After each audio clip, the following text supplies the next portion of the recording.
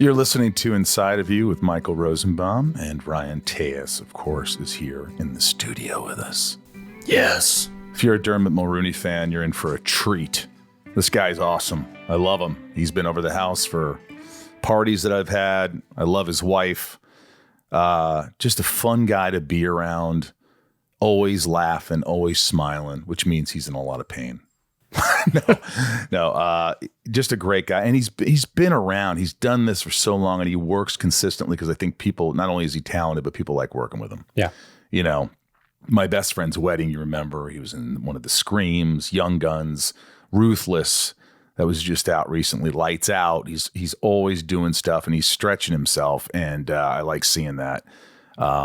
He loves working, and people, again, love working with him, so he's on the show today. Just so you know, the live podcast for Talkville, 2 pretty much sold out shows. Wednesday, May 21st is sold out. May 22nd is sold out. Now, May 21st, I think there's like 5 tickets left. It might already be sold out. Wow. So both shows sold out. If you haven't gotten a ticket, get a ticket to that. It's going to be pretty amazing. We're doing a Smallville Nights. You'll be there. Mm-hmm. Yes, you're on the VIP list. Don't worry, Ryan. I would hope so. Yes. I mean, of course. Why wouldn't you be? I don't know. You're a very integral part of the show. That's what it stands for. What? VIP. Very important person. Very integral part. Very integral part. Also that. Yes. And look, if you want to get tickets, there's my dog. My dog's coming in here. Hi, Charlie. Hi, Charlie. The Smallville podcast or Smallville show, we're doing a Smallville con. The first Smallville con, Creation, is doing it. They do a lot of the supernatural cons, but we're doing it in October. So go on my link tree on my Instagram at the Michael Rosenbaum, and it's on the link tree, along with a lot of other things. Like if you want your dog's breath to smell good, Rosie's Puppy Fresh Breath. There's Charlie. His breath's always great. So get some Rosie's Puppy Fresh Breath. It's on Amazon. And, my book is, I didn't even know this, but it's out on pre-order. It doesn't come out till October, but it's the Talented Farter. It's a sound book. It's charming. It's just awesome. It's such a great book. The illustrations are amazing. It's a great, a great book to get for your kids for the holidays or birthday or whatever. The Talented Farter. It's on Amazon. Pre-order that if you like. Also, the Inside of You online store. If you want to get merch, you could see Charlie over there jingling his bells. Mm-hmm. Inside of You online store for merch, great merch, Smallville scripts signed by me, lunchbox, Smallville lunchbox, ship keys, etc. Look at that, kissing Ryan. And with his puppy fresh breath. With his puppy fresh breath, and it is fresh. Look at this. So there's that. I'm on Cameo. There's all that stuff. And last but not least, the most important thing is Patreon. If you want to support the podcast, please join Patreon. Patreon. Patrons, top tier patrons get their names shouted out in every episode, and tons more. And thanks for coming to the Sunspin, my band. Sunspin. We had a concert live virtually. We're doing those once a month, and it was terrific. A lot of people showed up. We were shouting out to people. We saw their messages, Zooms, and thank you for coming out. But patreon.com/inside of you. If you want to join Patreon and support the podcast, keep it going. Without you, I couldn't do this. And Ryan, how's your health? I'm fine. Yeah? I'm A-okay. I had therapy the other day, and I didn't want to do it. I was anxious. And he's like, and it was about 25 minutes in, and all of a sudden this calm came over me. He's like, I noticed a change in you. Huh. I go, what do you mean? He goes, I don't know. You seemed very all over the place in the first 25 minutes. And then I go, yeah. That always happens where I start to calm down as I'm getting things out of my system. Yeah. I'm just getting stuff out of my system, and it's helped me for a long time. Betterhelp. It is an amazing thing. So you're doing all right though? Yeah, considering. Yeah, I'm doing okay. Busy? Yeah, busy. Trying to don't forget to enjoy it. I'm trying to enjoy it. I think that's the thing is like we're always going to have things to do. I saw this online, and sometimes things online kind of resonate with me. Yeah, and it was sort of one of those things where it's like, hey, you've got problems to solve. You got problems, but as you're doing it, remember this is your life. Enjoy it. Enjoy the problem solving. Try to enjoy all these things that come at you, because what's really important, and put things into perspective. So I try to practice what I preach, but it doesn't always happen, Ryan. I suffer. Hard. It is hard. We all suffer, and it's how you get through it. And anyway, I hope you enjoyed the podcast. Thanks for all the love and support. And let's get inside of Dermot Mulroney. It's my point of view. You're listening to Inside of You with Michael Rosenbaum.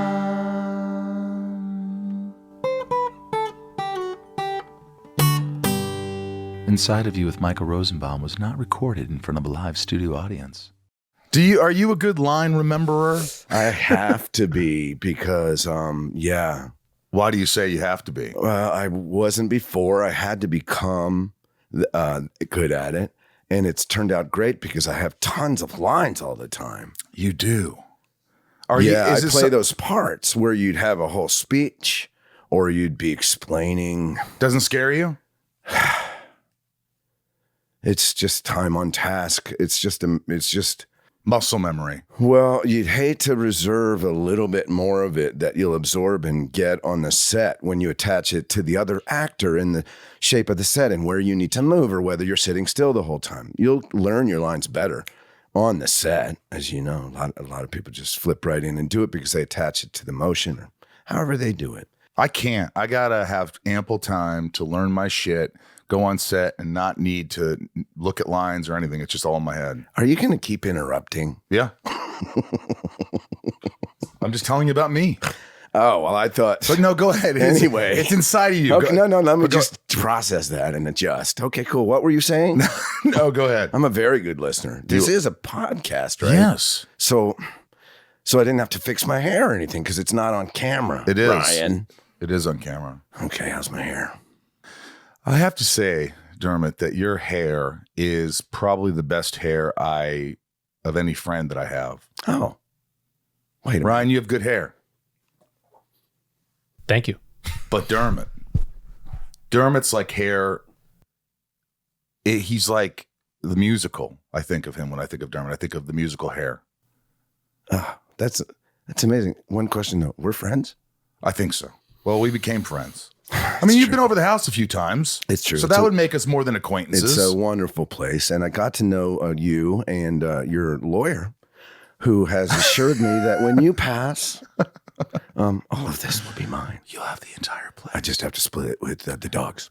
We met because of our mutual friend, Skeet. Yeah. Now, I have heard from many people when I say your name, it's like there's not a lot, but like you think Henry Winkler, you think there's a few people that out there that are notorious for just being good-natured people. Now, Skeet called me this morning because I said, what dirt or anything you got on Dermot? Skeet has really good hair and he wears a hat all the time. I can't understand that. What is that? He's such a handsome guy. Is he trying to keep it from us? His hair? Yeah. Maybe.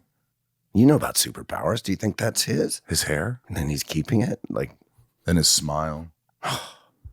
But he said that you didn't know him for shit. And he got COVID. Yeah. And you called him and said, I'm going to the pharmacy right now for you. What do you need? Got him everything. When I got we're shooting Scream 6 in Montreal.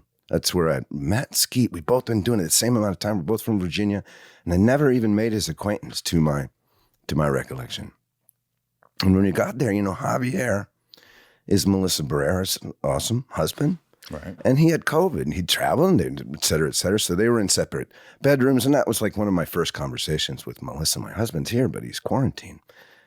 Is the production doing anything? Is somebody saying, no, nobody knew what to do.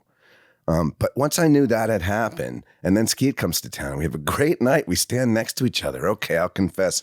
We had our separate CBD smoking, type of, not a joint, right?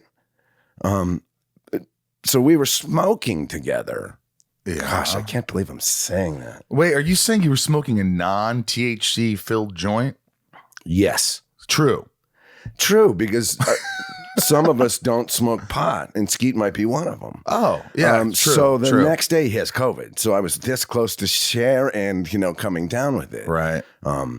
But so it felt like a couple of close shaves, and really there's the French Canadian equivalent of a CVS pretty much right up the block. So I got him, the vitamin C packets and so forth. But he owes that to you. Well, and we became great friends. I'm amazed at how many people he's told that about. So that says something about Skeet, that he recognizes kindness and he like passes it on. I didn't really know him. We just met the night before or the 2 days before.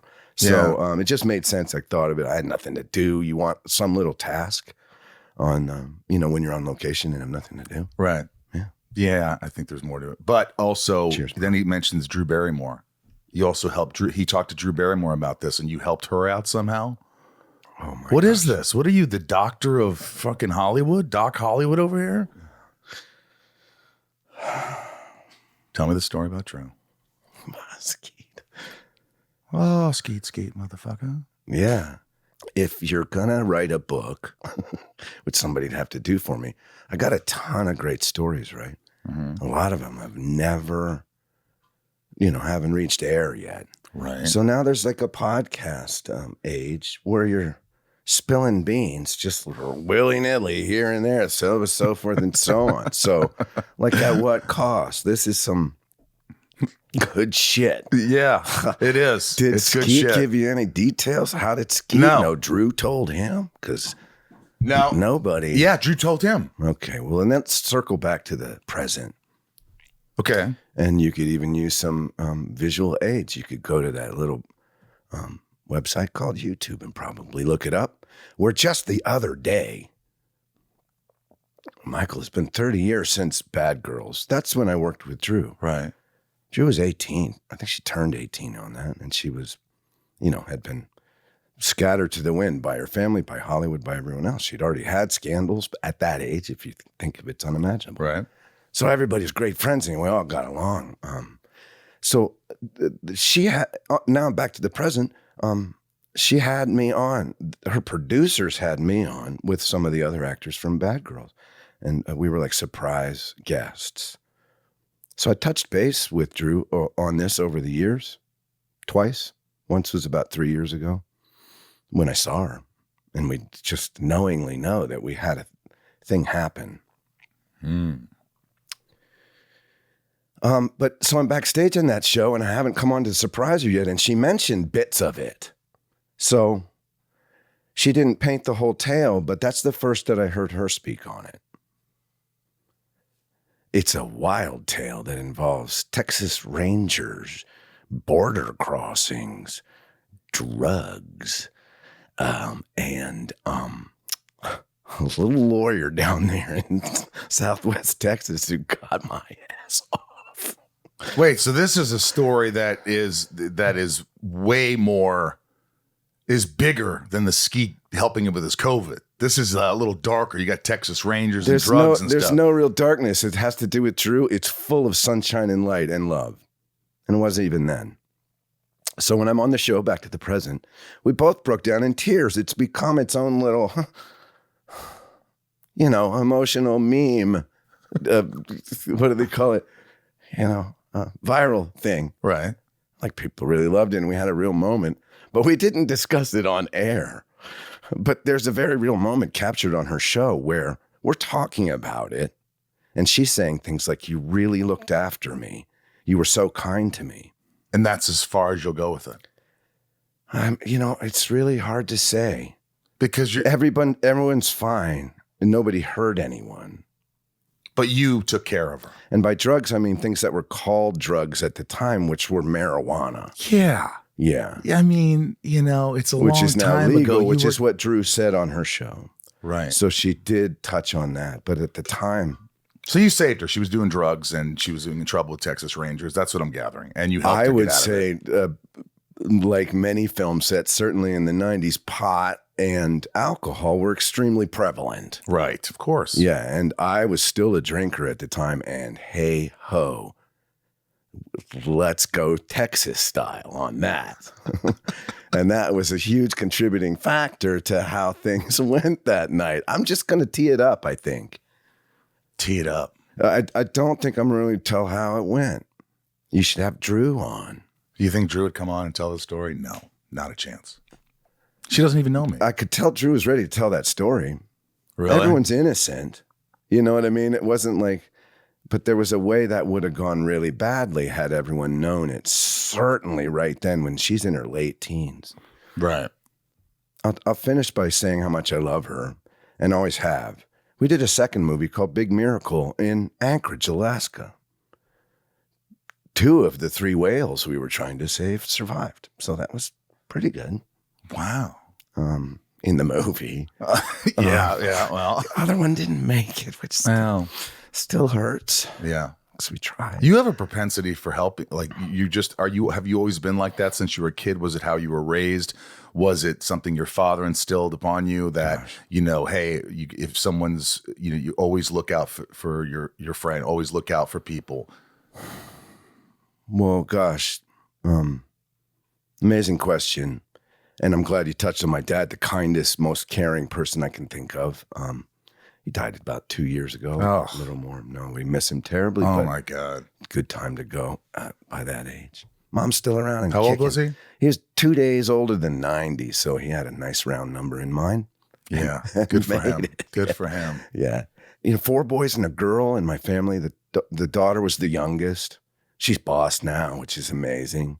You were the middle. You were the middle. I was the middle child of 5. Yes. So there's like you try and reach, and I had to grow up extroverted. I was small, Michael. I was a short kid. Yeah. And I still carry that short kid in me. Me too. I was the shortest kid in my high school. Yeah. I didn't grow till after high school. That's me too. How interesting. I grew 2.5 inches the summer after my freshman year. I grew. Or like into my sophomore year. I was 5'4" when I graduated high school, and I grew 8 inches in the next year and a half. Yeah. Whoa, that's amazing. Yeah. Let me bounce back. How did that help turn you into who you are? Do you know? How much can you attribute it to that? I always attribute a lot of my success to my friend Tom Lally. He was Who's Tom? That's not Tom, is it? No, that's Ryan. That's Ryan. Okay, but he was he's still my best friend in the world. I was 12 and he was popular and I wasn't. And he used to come up the street and shoot basketballs with me and hang with me and say, "Hey, I'm having people over. My parents are out of town." And then I could hear the popular kid say, "What is he doing here?" And he's like, "No, he's cool. He's with me. He's cool." And then he asked me, he goes, "Hey, are you going to college?" I go, "I don't know." He goes, "Go to Western. We'll be roommates." And I was like, "Roommates with the popular guy." So I went to college. And then he was the guy who was like at parties going, "Listen to his impression of Rodney Dangerfield. Listen to his impression of this. Listen to this." And then I started doing theater and getting confidence through this guy. Wow. Tommy Lally. Where's Tommy? He lives about 3 miles from here. Oh, bless his heart. Did you already call him or text him today? I text him every day. We talk every day. Did you already do it? What's the question? Yeah, Michael? I did. Are we being precise with this interview? I did. I told him we had 2 sales for our Rosie's Puppy Fresh product. We have an ad that your wife bought. Correct. She bought 2 of them. I know. We're halfway through the first. Does it work? It does. Yes. But we have. Anyway.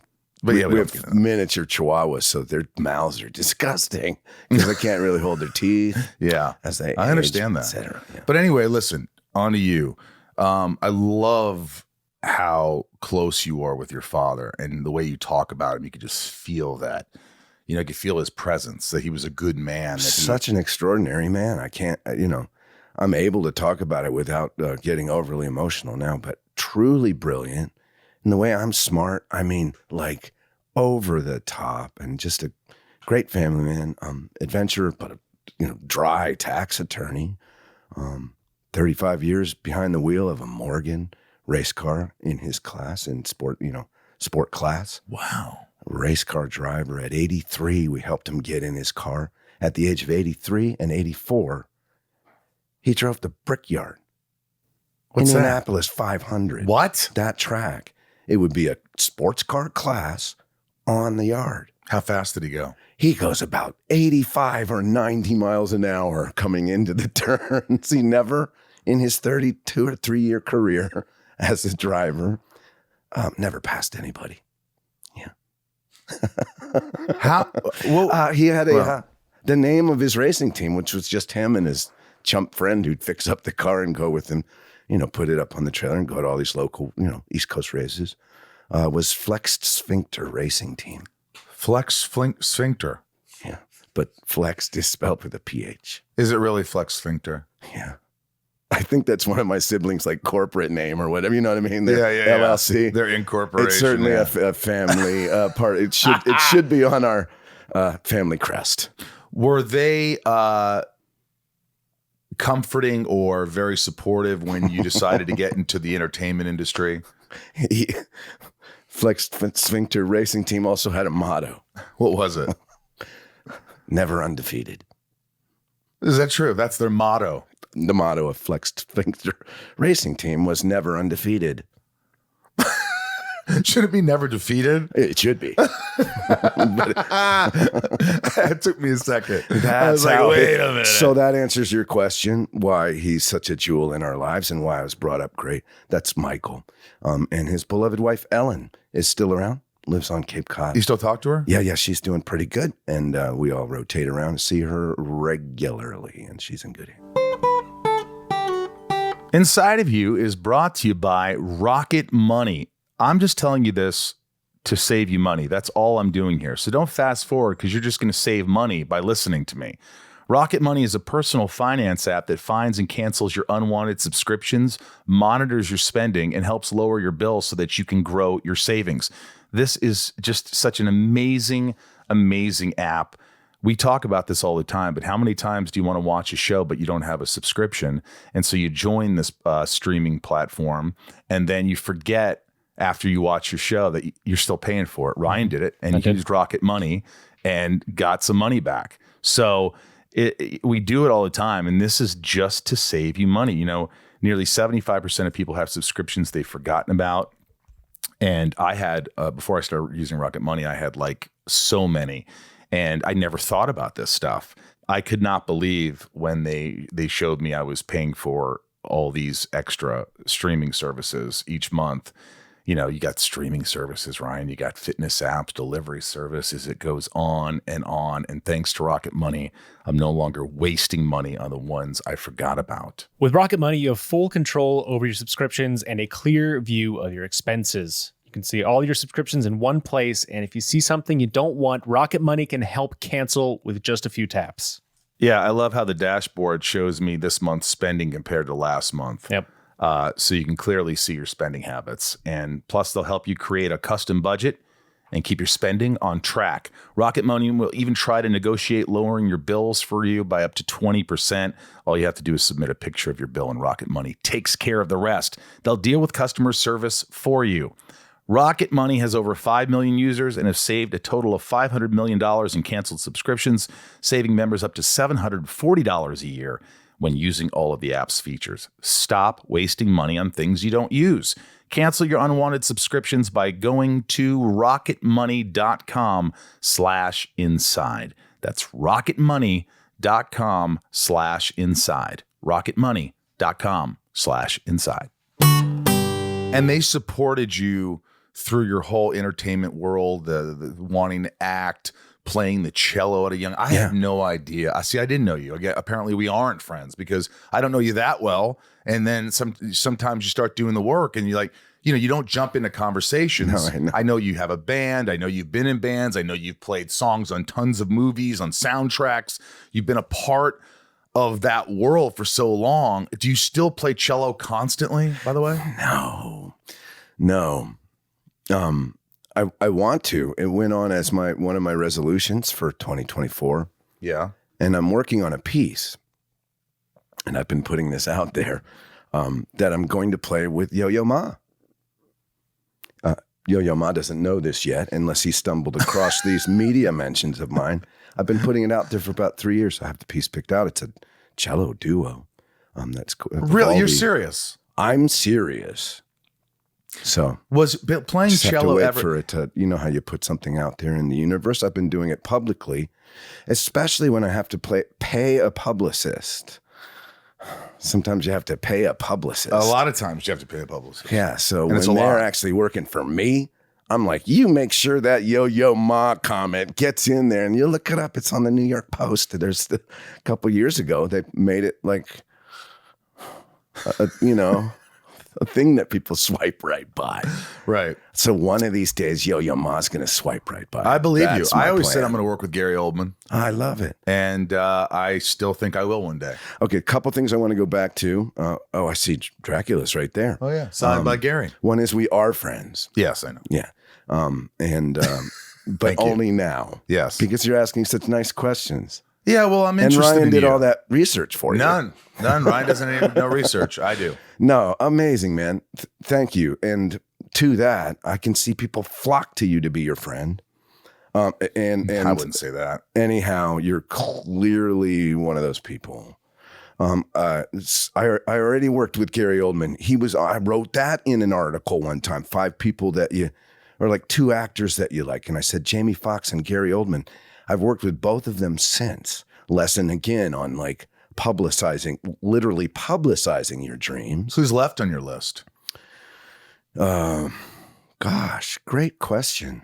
Well, you said 5, and I know Gary Oldman and Jamie Foxx. Oh, gosh, no, I was mixing that up with something else. It was just the 2. Okay, just the 2. You can cut that out. No, where I made a no. mistake. Why cut it? No, there's no mistakes here. No, I know. I love this. Amazing. I love this conversation because the movie's called the Olga Kurylenko is the lead in it with him. It's not The Courier. The Courier. The Courier. Yeah. And you had scenes with him? I did. I marched into the, like the villain's lair kind of place in London, his big office. So it's a downtown apartment somehow, ground floor apartment in London. That's just you're like, how could this be so big and so beautiful? Anyway, yes, he was incredible. You get nervous around a guy like Gary Oldman? I think he was working something, eye patch. That's what he had in that part. He had an eye patch. Yeah. Was he like, because I met him a few times, and were you nervous acting in front of like royalty in a way? I only had a few lines, so that was good. Was it? Well, then you're less nervous. Yeah. I mean, for that. So, and I chummed with him pretty good, for a minute or two, because usually my plan is don't even bug him, right? Why? Because at least in an era, they didn't want to be bugged. And then, I guess maybe you're playing hard to get or whatever. So everybody becomes pretty comfortably friendly with me. Right. I remember making sure I was on About Schmidt with Jack Nicholson. So I didn't want to overdo with him. I was on Dirty Grandpa with Robert De Niro. And You've been with everybody. You've worked with the greats. And of those 3, it worked with 2 of them. De Niro never warmed up. No. I ran into him shortly after that movie, in the entryway of his hotel in down in Greenwich Village or somewhere down there. Tribeca is what I meant to remember. And he recognized my face, as many do. And like most people, couldn't really pull my name or where. Yeah. Did I work with you? Yeah. I said, no, I tried to help him out. I said, Bob, it's Dermot, right? Hi. And he says, and then a quick hug, and he's still befuddled, Yeah. I hear that. And then I see a little moment of recognition. And he says, Dad. He calls me Dad and gives me a second hug. Because we were in Dirty Grandpa, and I was his son, and I was Zac Efron's dad. So we had like a D moment. Bobbled my name and wound up. Bobbled the name and wound up with Dad. Nice little warm hug, and that was my Robert De Niro reunion story. Gosh, I mean, when you're working with these guys, these big actors like Nicholson, is it just like dreams do come true? It's like this is the guy that I've always admired, that I've watched his work, and I got to step up. I got to go the extra mile. I want him to notice me. I want him to see how good I am. Yeah. I'll continue with About Schmidt, because one of the first scenes was a big scene solo with Jack. I come into his den, and I'm trying to pitch him. I know it sounds like a pyramid scheme, but it's not a pyramid scheme. Is the line that's classic from that movie. And it was my big scene with him. It was early in the schedule. Anyway, the long and the short of it, we reshot that. So there I was trying to be cool and not get in his space and just hang with Jack without trying to be his buddy. And then I bobbled it when I got to when I actually got to the scene. Alexander Payne, the director, came like 2 days later. It's filmed in Omaha. It's probably a couple days later, and said, Right. we're gonna. I think you'll do better, and we have time, and we're in the same stage, so we're gonna reshoot. That's got to be intimidating when they say we're going to reshoot something. The whole thing was intimidating. So there aren't many, and that's why I bobbled it, overacted, maybe. Facey. How did Nicholson respond to that when he had to reshoot that? I don't think we talked about, darn it. He almost had a good Nicholson reshoot impression. Well, I was just going to go, we already shot this scene. Why are we doing it again? Yeah. Oh, well, we just want to get a better performance out of Dermot. Yeah. Well, I guess we'll shoot it then. Dermot, you know your fucking lines. Yeah. I'm so glad I circled back for that. Amazing. Yeah, that might have been it. It might have been something like that. But no, I don't have any recall of him being a dick. No way. No. In fact, like a jungle creature, you sit with the mountain gorillas. The next day the chairs are set up next to each other a little bit, so it worked with him too. Was he like?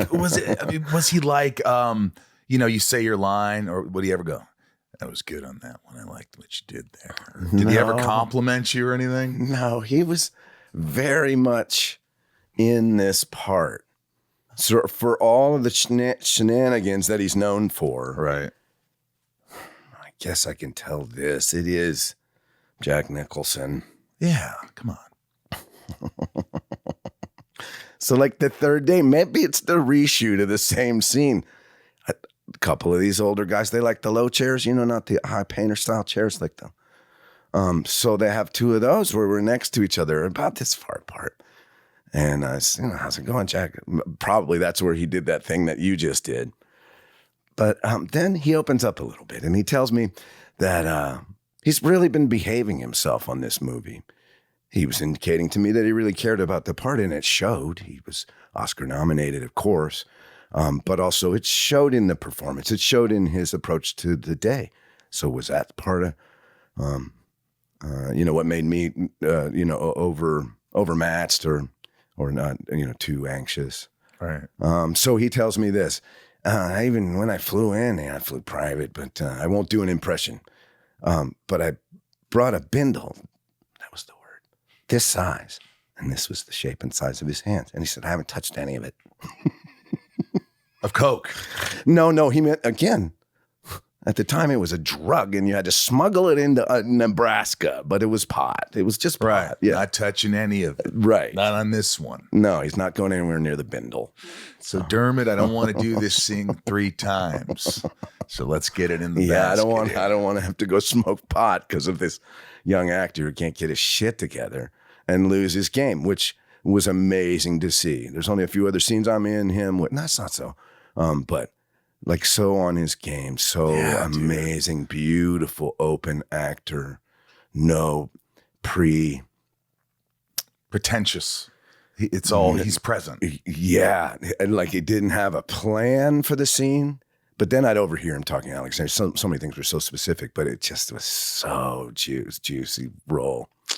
Just so smooth. I have a feeling like when he does something really right, he kind of does that bounce. He gets excited. He goes, all right, are we almost ready for lunch? Like he almost, you feel like when he's doing that. Yeah. It would be. He was so amazing in that film. I watched it recently. Rarely got to see a movie. I'm out of town, see a movie front to back without any interruptions. And I saw About Schmidt that way recently. It's so beautiful. Deer and Doogie. What was his name, the kid? Ndugu, yeah. Deer and Doogie. I know you're going to want to run down and cash this check right away.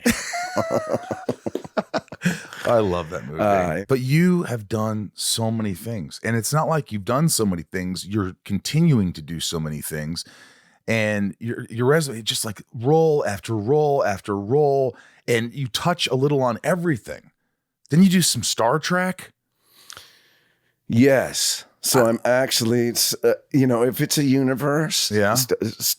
Star Trek. Yes. I'm in that universe. I'm also in the Star Wars universe. And the Scream universe. And the Screamverse. But the other two I'm in because I played in the scoring orchestras. So I'm remotely, and I'd be like a way out there planet, way out, billions of light years away to the Star Wars universe. But I played 2.5 weeks scoring days. What do you do on a scoring day? This is Michael Giacchino, who's got the biggest heart in Hollywood. He's America's finest composer. Heir to John Williams, without a doubt. It's already there. The most phenomenal musician and the most incredible person who includes his friends. And it's just a loving man. So I play for him. It's that orchestra. I don't play across town in like open contract gigs. His contractor calls me.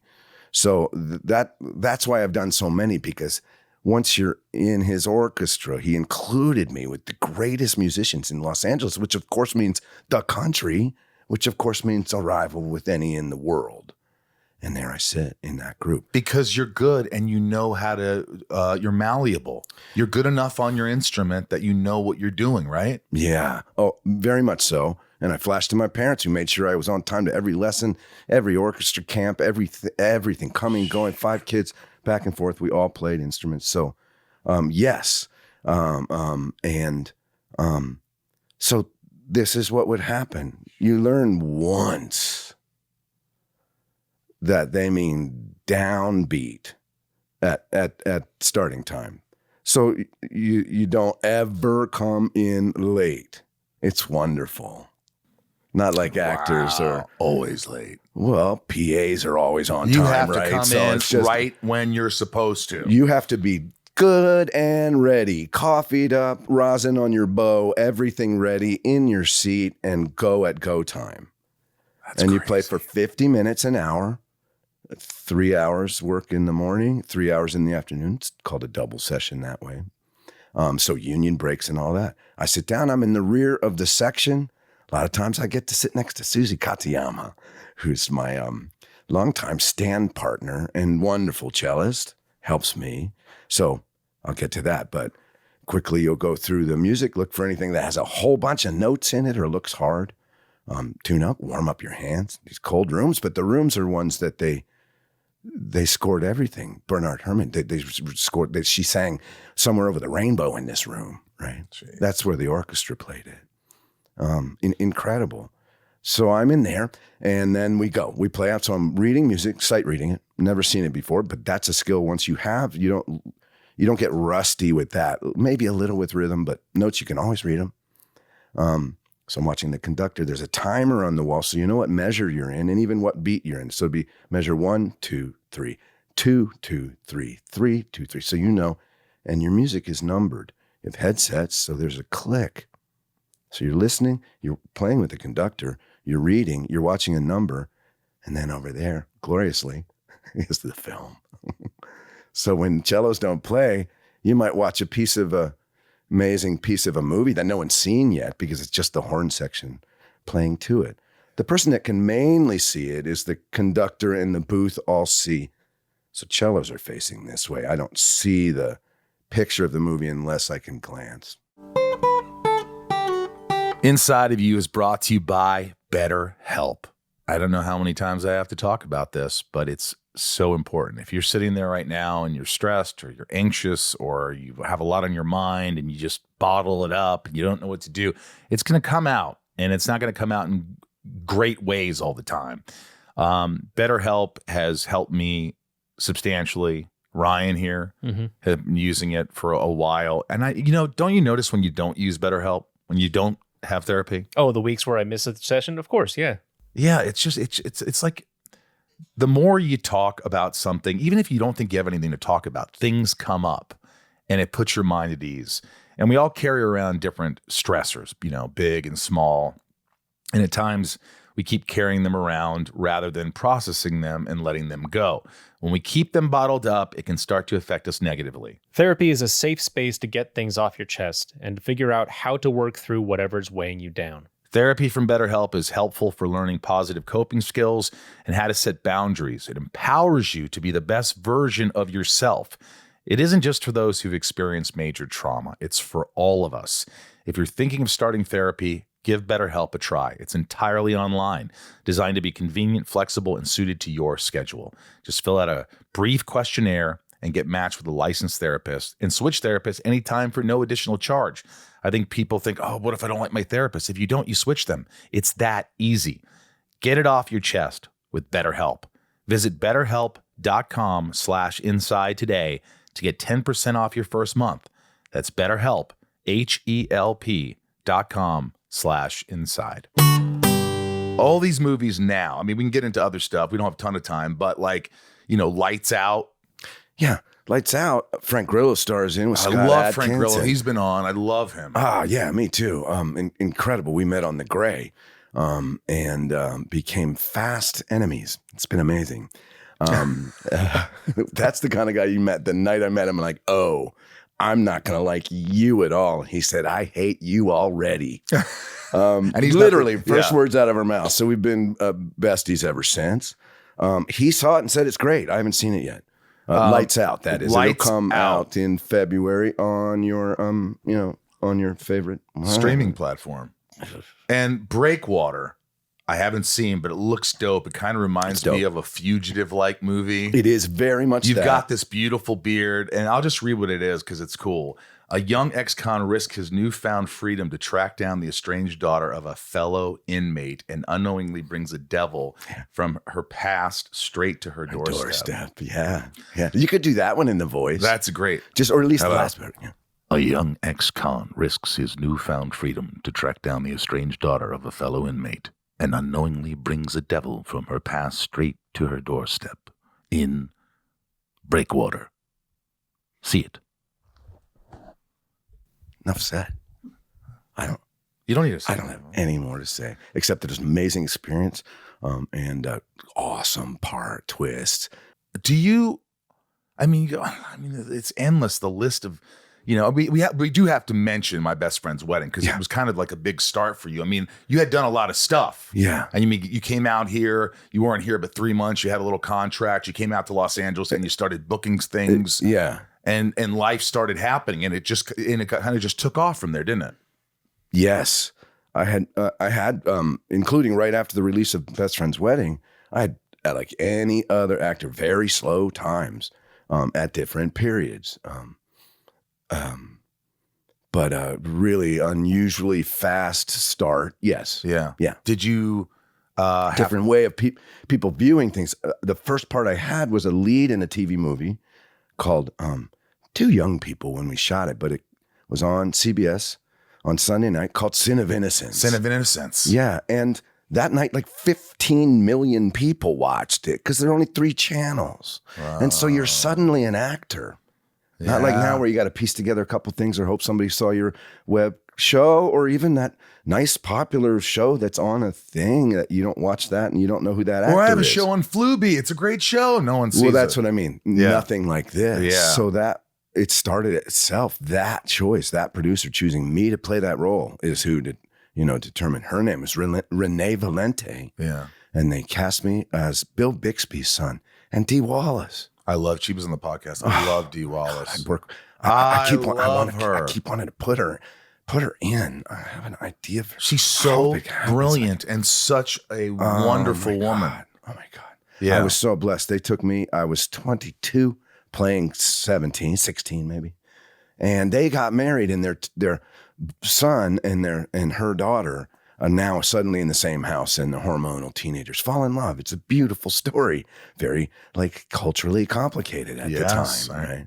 Even just like premarital relations, even showing teenagers in bed together wasn't at that something time you saw. Had to be passed way up through lawyers, up and through the, what do they call standards and practices and all that. So it was really specific at those times.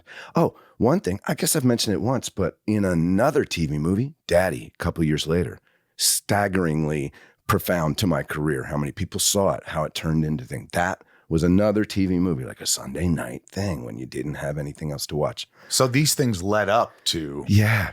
And did you audition for My Best Friend's Wedding? I did, but I wanted to make sure everyone knows that I was the first person on network television to be allowed to hold a condom Is that true?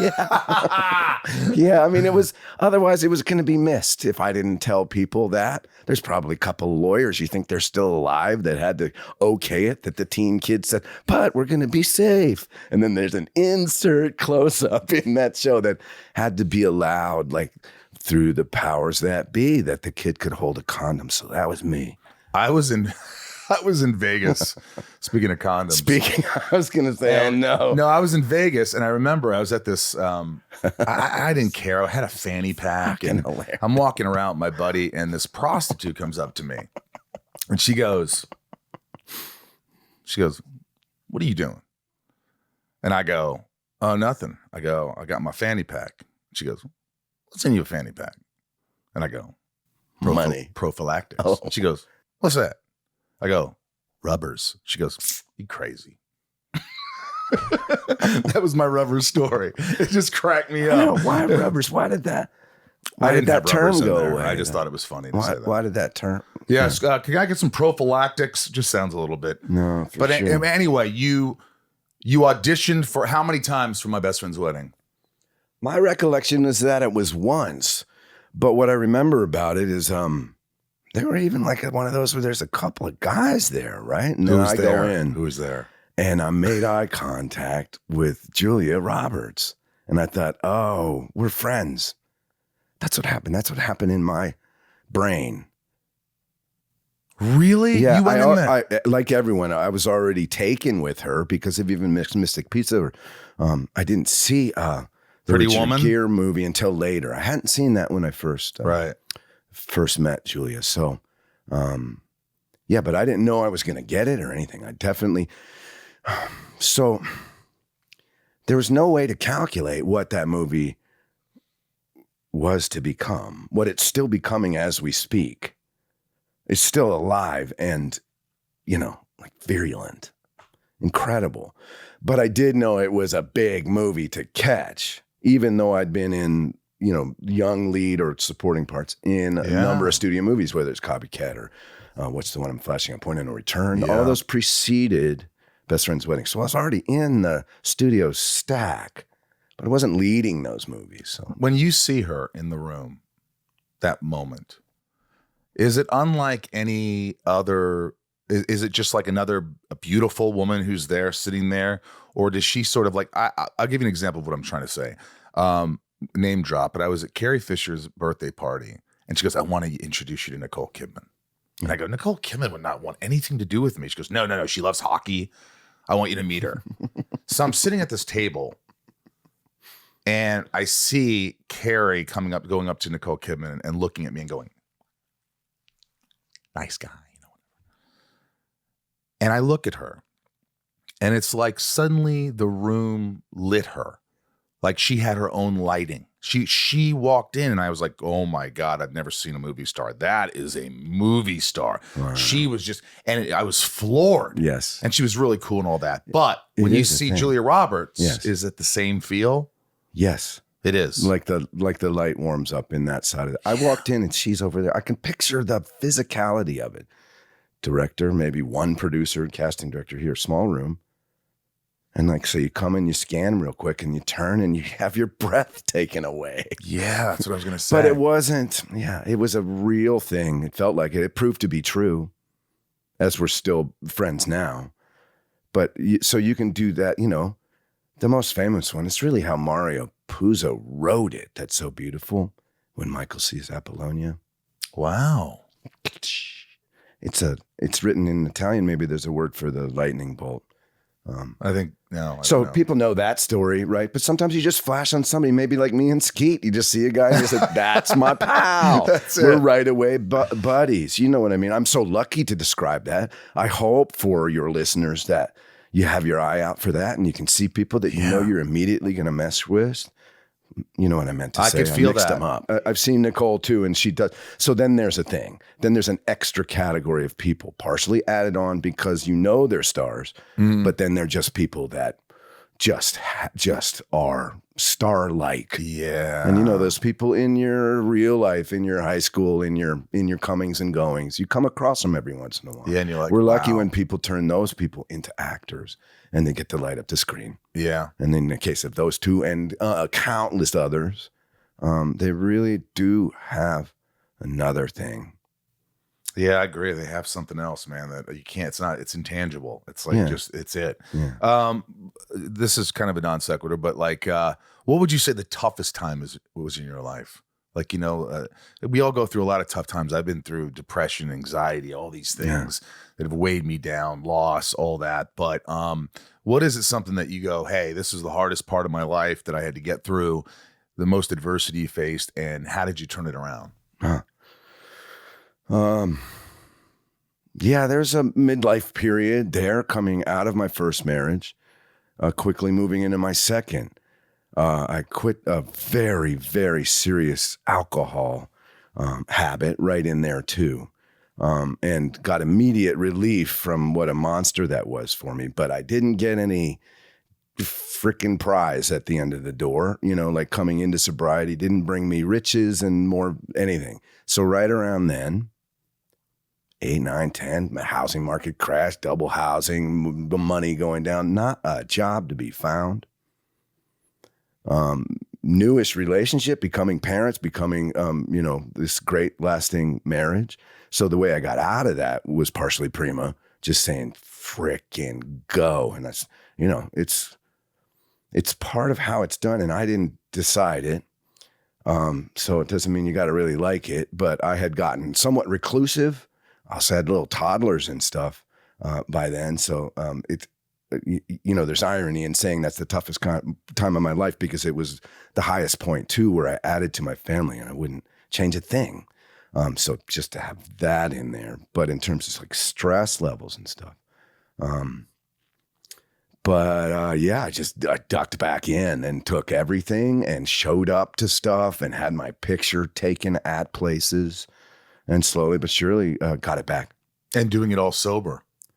Yeah. So then that whatever imaginary prize that you think you're going to get for being a good boy for the first time in your life does come true. It does. It just may not be immediate. And boy, the gift of not drinking alcohol. Whew. So I haven't spoken on that very much at all, ever. I was so terrified when I went to seek help that would become a story.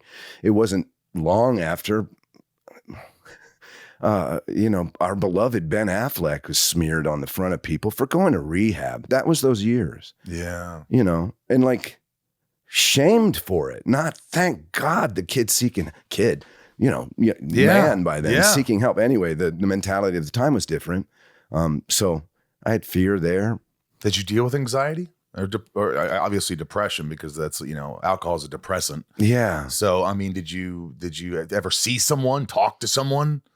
Well, I've seen therapists over the years. And I'm seeing a nice guy right now. I saw his name.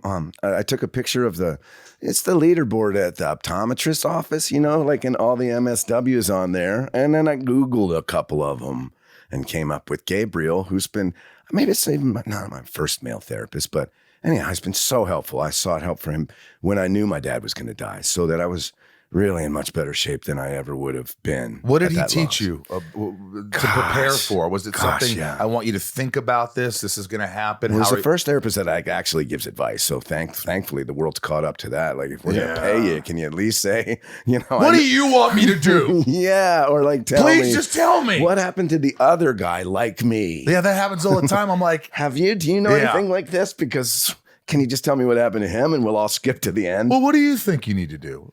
I don't know. That's why I'm here. That's why I'm here, Gabriel. I'm giving you $300 an hour. He'll direct my ramble to its most healthy outcome. I do most of the talking, and then he'll say, well, let's go back to that. Or let's keep that in mind when you and that's about it. But for me, because I'm pretty mentally healthy, other than, which I can explain, it's like a checkup. I'm so lucky, Yeah, so lucky that way. And as to quitting alcohol, I'll say I'm so lucky that it did go away. I had 2 other drinking episodes following my treatment.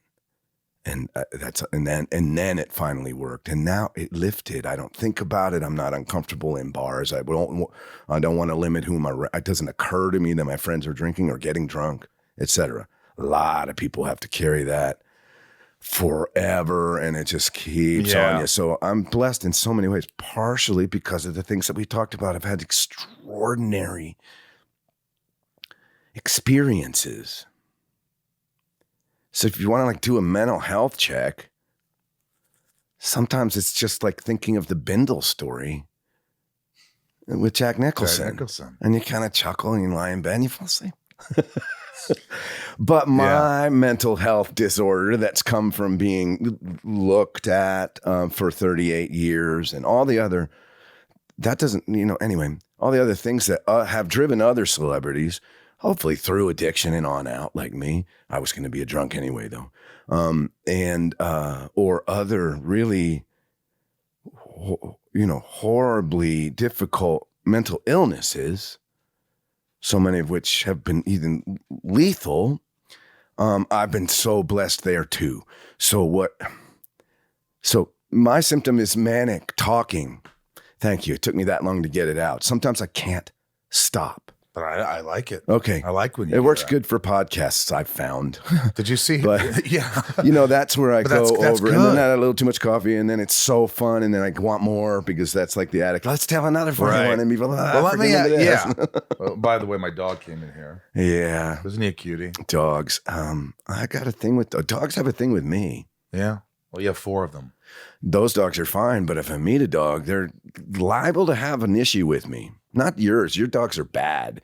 Thank you. When you're coming in your house, like, oh, those are a couple of bad dogs. I'm just going to walk in and avoid them, and then they're fine. Charlie, you already said. I did. I said, you're a bad dog. Hey, let me ask you this really quick about the alcohol, only because someone I love dearly has a lot of issues with drugs and alcohol. Everyone. And this person just thinks that they can continue to function, and they do this, and they work, and they make good money, and they do this.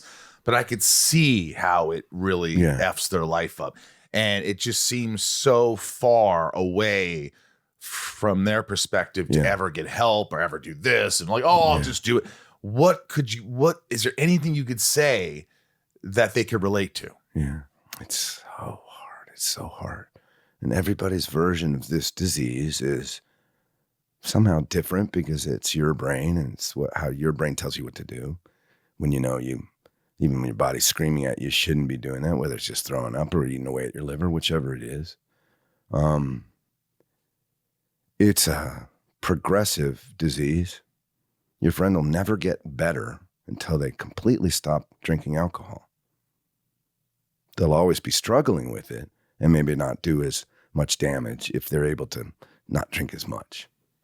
Right. But it's curtains. There's a curtain you need to draw in your life, and then you're either inside it or outside it. I did it at 42. I'm so grateful. And I feel for your friend. And I know that mentality, and it can be ironclad where that's going to be the person who pulls it off. Yeah. And that's part of, in the program, which I strongly support, they describe alcohol as cunning, baffling, and powerful. So I go to that sometimes, just at how you'll hear another story and you realize how powerful it is. You hear another story and you realize how, cunning it can be. So it's talk to this person. Not this person hasn't done it to themselves. That person's disease has talked to that person somehow, just the right version of it for that brain to let them think that they can pull it off and party their life away. That's sound advice. I don't know how to do it. Yeah. It's something you have to work out yourself. It sounds like it's but no, thank you. Look for people to like yourself to help, but sometimes your friends aren't the ones that can help. No. Because you don't want to hear. And they don't want to. This person doesn't want to hang out with me as much because I'm not a drinker. Really, I don't party. So that happens in life too. That's a phase of life where some people don't, and they don't function properly. They can't be themselves too without it. And your lifestyles are too different because of alcohol. So that can happen. Yeah. Frequently does. You've come over a few times and you play cornhole and you're with your wife, and I could see how much you guys love each other, and I could see how much she gets a kick out of you and how much you get a kick out of her. And you're just so playful. You I don't know how old you are, but 60. Are you 60? Yeah, just this year. I mean, well, end of 23, I turned 60. Happy birthday. Thank you, bro. You just have don't ever lose that. I think that's always been part of you, hasn't it? That playful, that element, fun. It has, and I'll circle back on that, especially now that, what do you call this? Podcast? Yeah. Podcast. I know, but what's your title? Inside of You with Michael Rosenbaum. Inside of You, and I didn't know that you had a focus on mental health until I'm 3/4 of the way through the interview. Yeah, we like to talk about it. But so possible. I quickly indexed it and realized I had touched on a few things that would be helpful for your theme. Absolutely. But that's one of my symptoms of having such a wonderful, impactful, positively impressionable young life on film sets. Yeah. Everything was roses, right? Or it felt that way. And so those are the years, of course, I'm flashing on the real traumas and who I lost in those years and all those things. But what left the deepest impression was so that's why I kind of spin like that. Yeah. You were saying so youthful. That, how a bad trauma will stop you at that age? My good traumas stopped me in some ways at that age. So that's why I'm so kid-like and kind of off-putting. You know what? The opposite for me is that I didn't, for whatever, many reasons, but didn't get all those things you're supposed to have as a kid. And so what I did was became one of those guys that I had to make every moment funny. I had to find the fun, the laugh, the joke, the this. It was hard for me to be serious. It's still hard for me to be serious, although I can. But beautifully. I think that I was hiding behind something. I was just I was like, oh, he's funny. This is me. When I'm just you don't want to see the real fucking me. No, I know. You know what I mean? Amazing, man. Well, it's incredible that you have that awareness. I'm very aware of it. Some people never are able to see that about themselves. That's why now I know what it is, and it's not that with me. But gosh, wonderful times. Those years for me, they would have started, high school. By college, I'd run into world-class funny people. Yeah. By the junior year in college, I'm in the improv show, where that show's having its 50th anniversary this year. Wow. It's called the Meow Show. It's been running forever, and it coughed up a lot of people from it. Julie Dreyfus is one of them, Anna Gasteyer, maybe Kristen Hahn. Wow. What's his name? Geniuses. A lot of guys, Seth Meyers and his brother, were all in the improv show. So especially 80s improv. In Chicago, I was at Northwestern, so that Second City vibe and all of that was so vibrant and vital that we literally trained ourselves to be like that. Just chugging out comedy bits, quips, anything you can think of, and then ingrained in me. And then that's part of why it led to this person, led to that agent, led to that videotape, led to that agent. Coming out of that show, to be honest, it has some lineage to why I'm even here. So I brought that in when I started in Hollywood. And then right away I'm playing drama kids. You know what I mean? So I had to really contain all of that. I know exactly how you to feel. Be Lex Luthor, me? That's what I mean. Come on. Who would have fucking thought it? And no one. But you did, Michael. You did. Because what you did every time you just completely never turned it off and kept being funny the whole freaking party is you were training yourself to use your imagination. You were actually cycling your brain in a way that if you don't do that, you can't do this. So that's just exactly what I was about to say. And now we're both far on the far side of it, where I was way too funny, ironically, but maybe because of that, I wasn't being used in comedies. Maybe that's even because why I wasn't getting those parts and I was getting the other ones. Because I would be overdoing that because it's my love, right? And so then I never regretted a part I took, even in some of the, less accomplished fare. But I definitely felt like, why is he? I was like in the improv. I was like the guy that did the thing, right? And that's what's funny. That they say a lot of the great comedians and the funny guys are a lot of times the great actors or the good actors. So I hope that has something to do with it because I was like, how am I getting these opportunities? How am I playing serious? And but especially after you've gone through that cycle of using all of that to the extreme, so that you've developed that ability, right, to then and confidence, play Lex Luthor, and play him straight because it's none of that. Well, he wasn't gay. I love you. This has been a genius joyride. I hope you'll come back. Will you come back someday? He wasn't gay. He was just bald. I know. Yeah. I was just joking around. Gosh, don't lump those two things in together. No, well, you said straight, so I was just joking. I know. I got you. It's all on me. No, I like being gay and being straight jokes. Yeah, there's nothing wrong with it. Gay, straight, we're all the same. We're all here. Yeah. Thanks for being here. Thank you. Straight, gay. Yeah, not apologetically, but like straight. Like I really get it. Straight. Yeah, I get it. I let's get straight to the point here. I'm good. I love you. Thank you. I love you too. What an amazing day. Thank you for bringing me back so many amazing memories too. Yeah, I hope you'll come back to the house anytime. With your lovely wife. Anytime. Love to. Great guy. Just a freaking great guy. I loved having him here. I consider him a friend. And, it's funny. I remember going to the premiere for my best friend's wedding. And it was a screening and Julia Roberts was there. And I was like, oh my gosh, and there's Dermot Mulroney and he's one of the stars. And I had no idea who he was. And I was just, struggling actor trying to get going. And, 25 years later, I'm friends with him. It's wild, right? It's wild because it's like, and then you realize, you have a lot in common. And this is, just a fun guy to be around. And I just enjoy him. And it's nice how that works. So thanks, Dermot, for coming on the podcast. We all love you and continued success. And I think we should just get into the most important part of the show, which is the top tier patrons. Without these guys, I couldn't do the show. So if you like the show, you want to keep it going, go to patreon.com/inside. You become a supporter, a patron. And it's such a great community. People talk about it all the time and people have become friends. And it's really sensational. Patreon.com/inside of you. Here we go. Shout outs. Nancy D just talked to you on the Zoom. Big supporter. Also Leah and Kristen.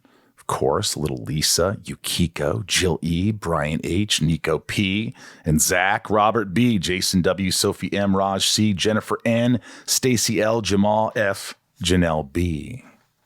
Mike E, Eldown Supremo, 99 more, Santiago M, Leanne P, Maddie S, Belinda N, Dave H, Brad D, Ray H, Tabitha T, Tom N, Talia M, Betsy D, Rhiannon C, Corey K, Dev Nexon, Michelle A, Jeremy C, Mr. M, Eugene, and Leah.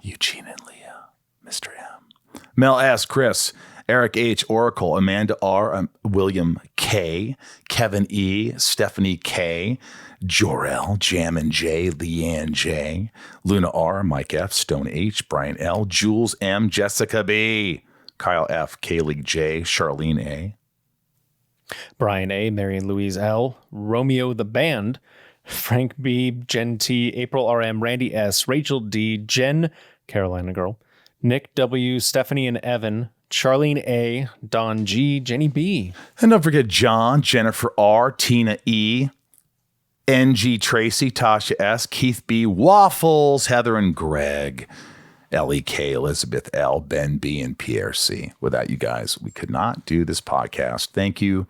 From the Hollywood Hills in Hollywood, California, I am Michael Rosenbaum. I am Ryan Tays. Little wave to the camera. And we're about to do another podcast. So we are very excited. Yeah. And we're going to learn a lot this episode. We always learn a lot. So thank you for joining us again this week. And Charlie, thank you for joining us this week. I really appreciate you being here. Yeah, you're a good boy. And sometimes. Why don't you sit down? There you go. Good job. All right. Be good to yourself. We'll talk to you next week.